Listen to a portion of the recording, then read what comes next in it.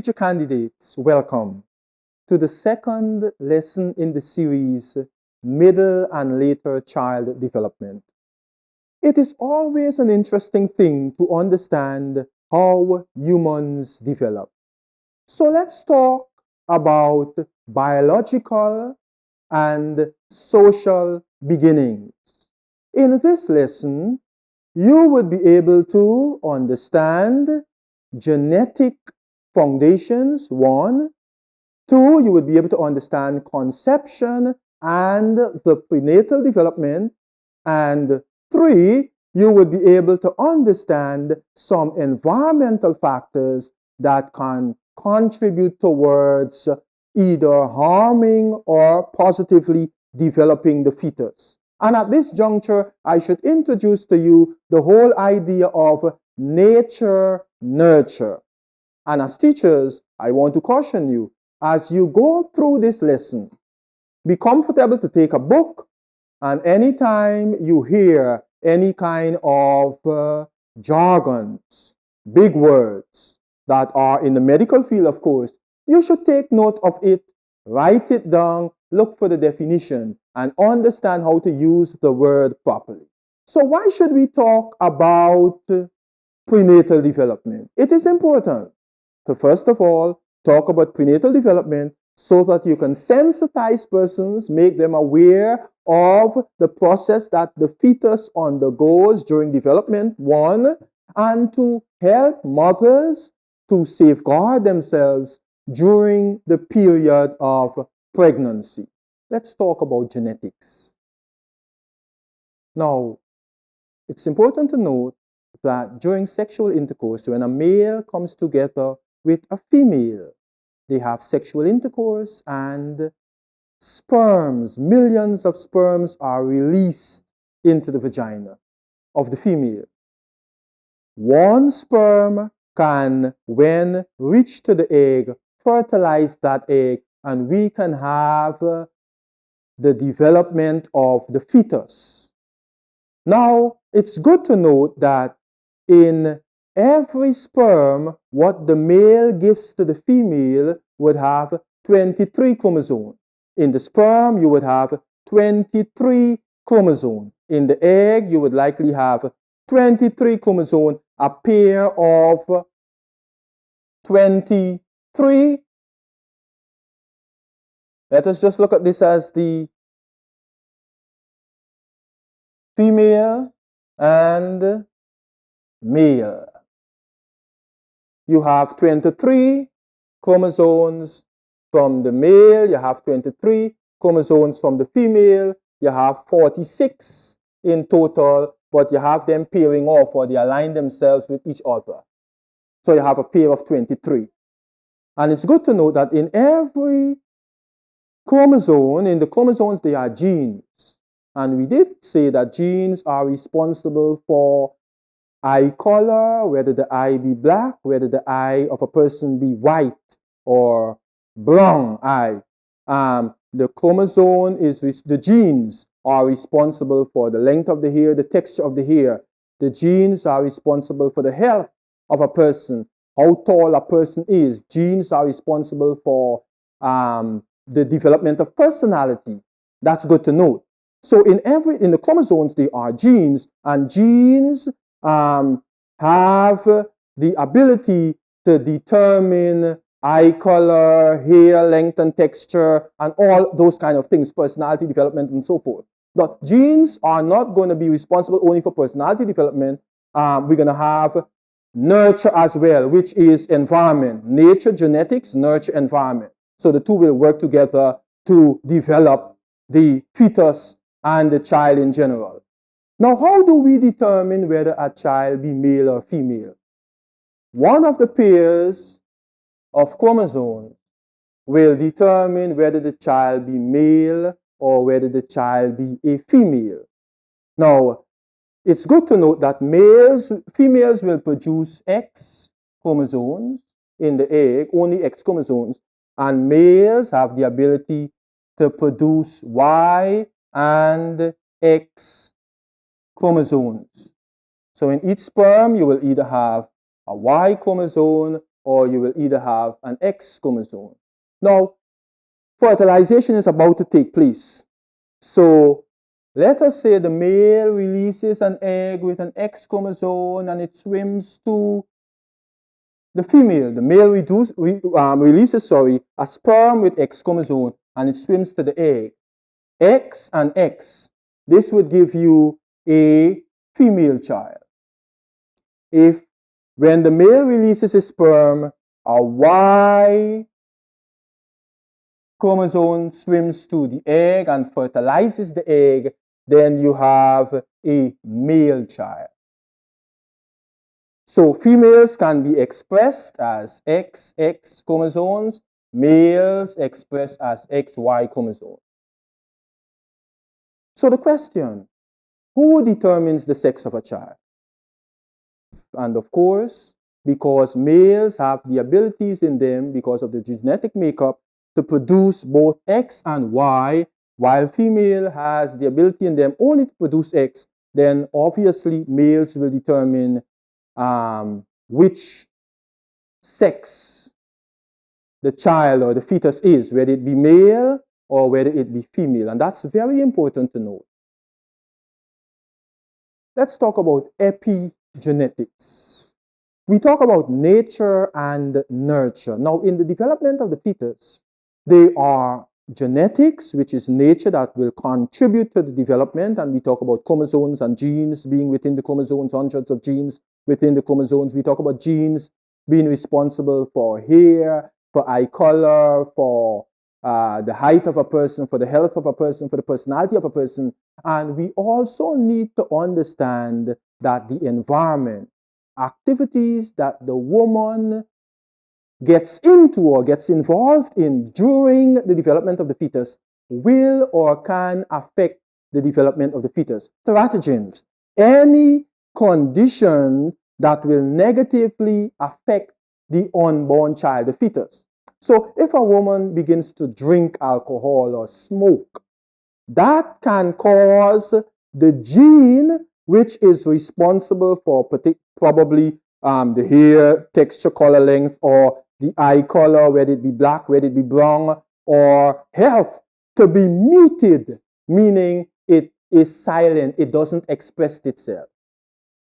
If you engage in healthy activity, it can turn on the gene, making the gene to be expressive or seen in the fetus of that developing person, the developing baby. So you need to understand the whole idea of epigenetics is environmental factors that can either turn on, make that gene expressed in the fetus. The fetus gets the same hair color of the dominant gene of whether the man or woman. We have dominant gene and we have recessive gene. Dominant gene is genes that will show themselves. Recessive genes, those that are a little silent, they are dominated by the dominant gene.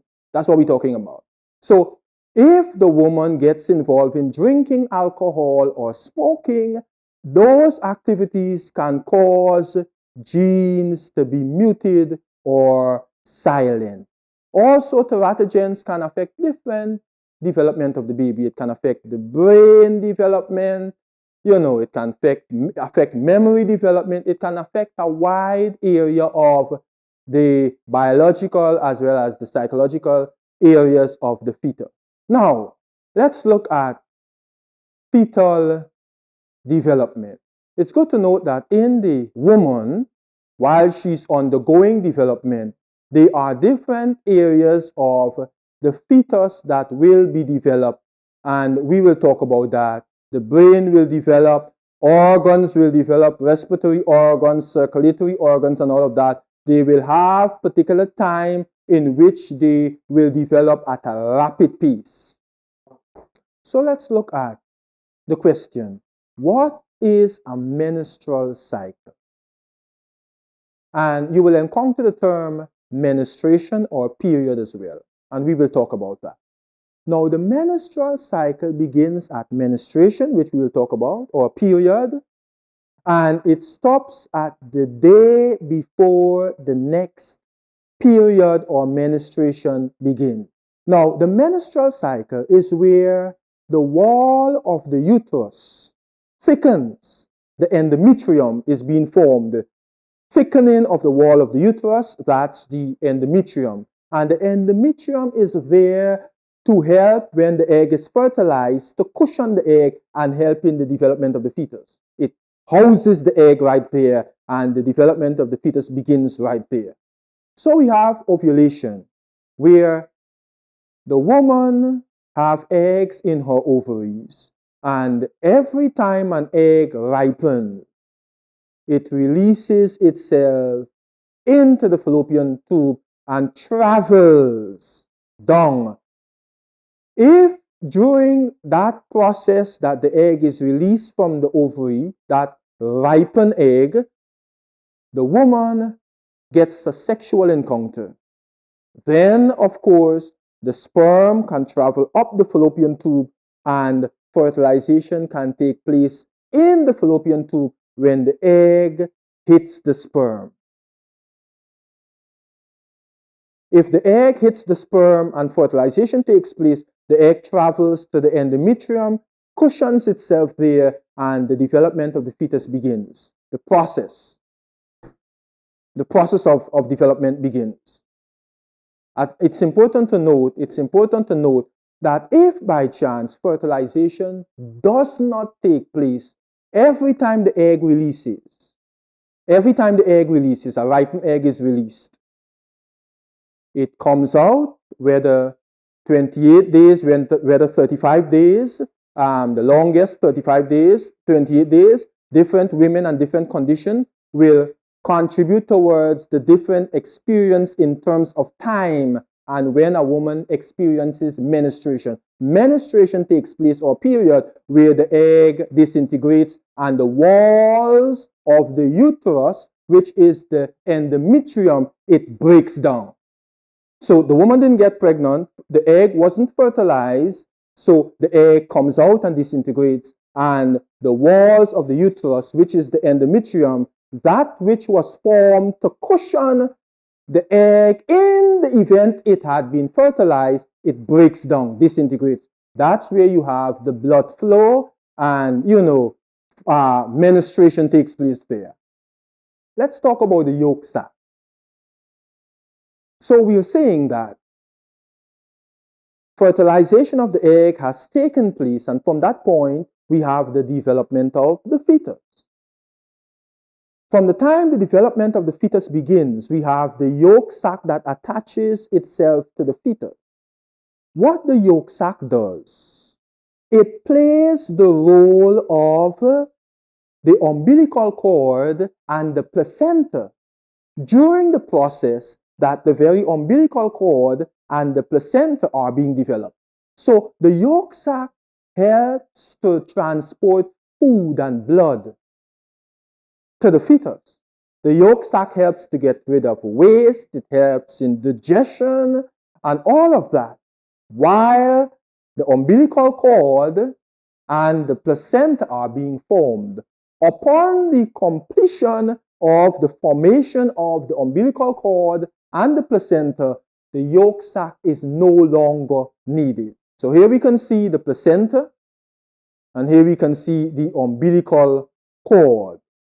Anything that a pregnant woman eats can affect the unborn child. And this is very important. That is why during pregnancy, you make sure that you know what you're eating, what you're drinking, remove yourself from alcohol, remove yourself from smoking, because all those things will either negatively or positively affect the unborn child, as whatever you eat or drink are being digested into the bloodstream and is being given to that baby through the umbilical cord, feeding the fetus with nutrients and all of that. So you need to be careful what you eat or drink. And we have the baby continuing, or the fetus continuing to develop. A baby grows and grows. So we have, during the development of the fetus, it's good to note too that there are periods of time where rapid development of the brain will take place. You have development of the digestive system. You have development of the circulatory system. All those have periods of time when they will develop until the fetus is finished developing. So the fetal development undergoes changes according to trimesters. Periods of time you will find the brain developing. Period of time you will find the circulatory system developing. Periods of time you will find the respiratory system developing. All these will develop rapidly at specific periods of time. What is the function of the placenta? First question, just a review. Second question, how important are chromosomes for development of the baby or fetus? Think about it.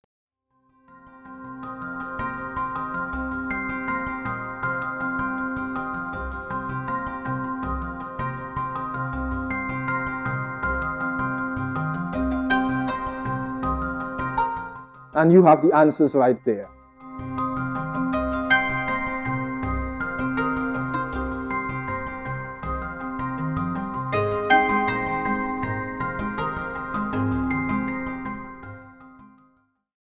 So let's talk quickly on the topic heredity. What is heredity? Heredity is the passing on of traits from one generation to the next generation. There's a word used there in that definition, and you should write it down. Traits.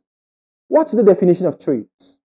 A trait is a specific characteristic that is unique. A trait is a specific characteristic that is unique, and we said that heredity has to do with passing down of trait from one generation to the next. And a trait is a specific characteristic that is unique.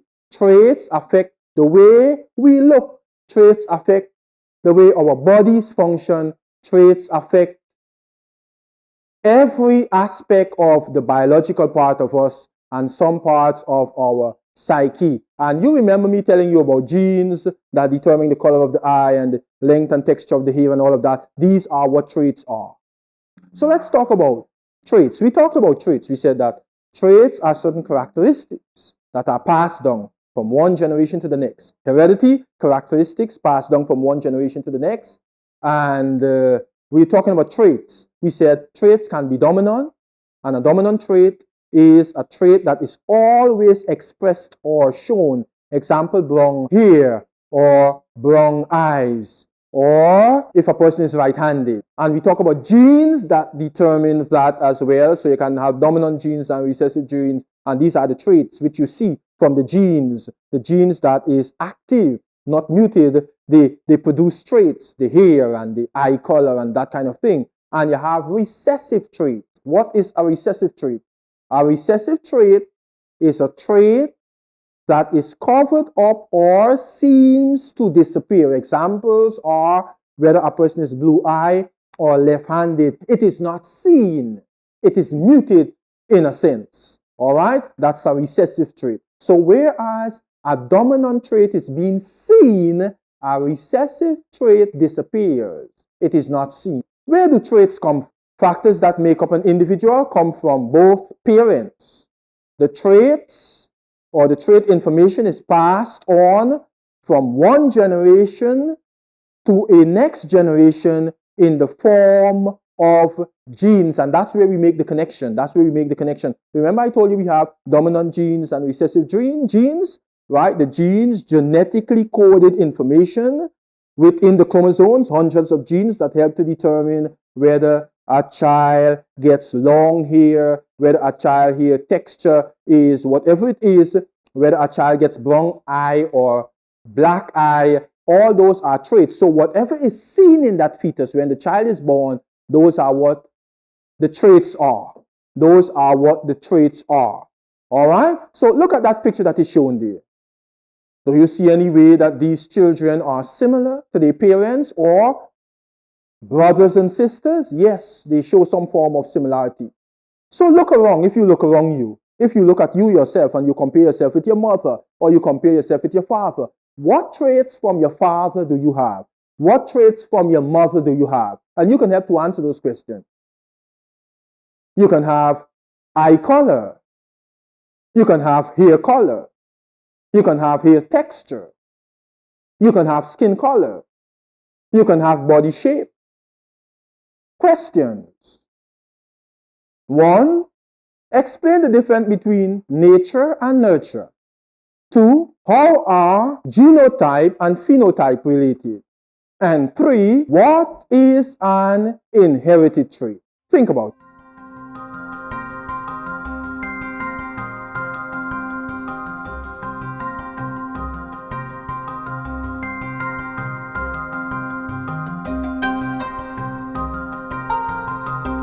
And there you have the answer.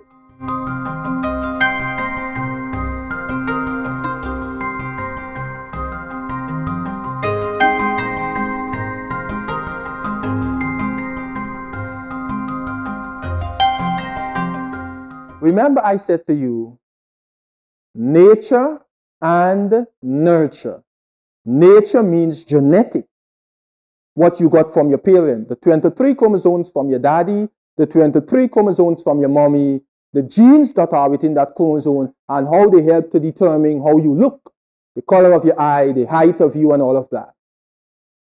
So, not only genetic factors will affect development, there are some environmental factors too that will affect development. And we talked to some already. If a person gets into the habit of smoking, if a person gets into the habit of drinking, if a person gets too much of problems that they become stressed out or they become depressed, all those can affect the fetus while it develops.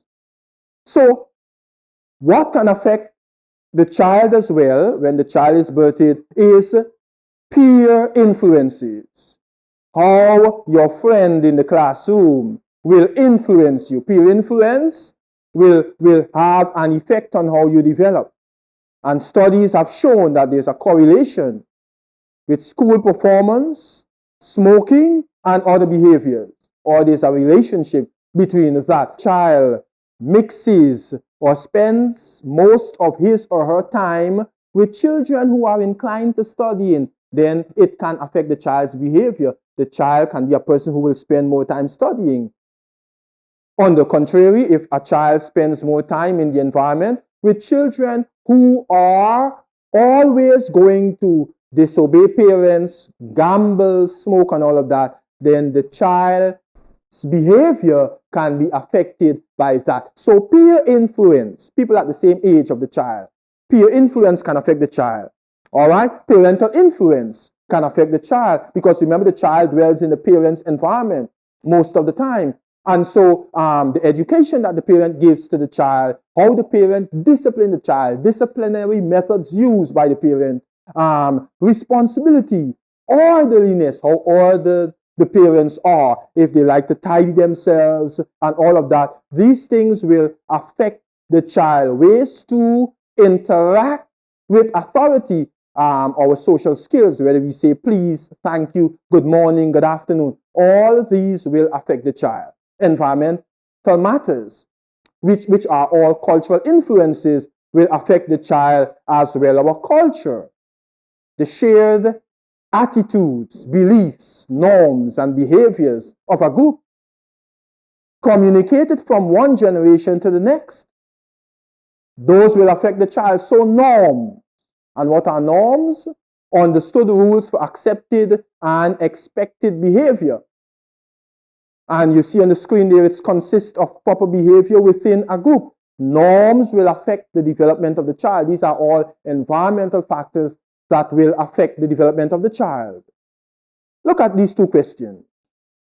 What are two environmental factors that can negatively affect the biological development of the child? The next question, what are two approaches parents can take to nurture children's social growth and development? Think about those questions.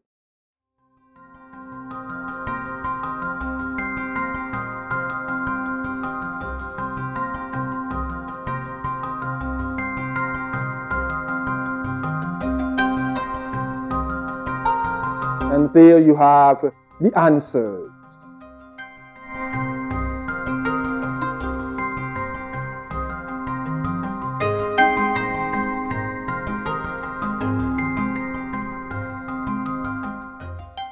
It was good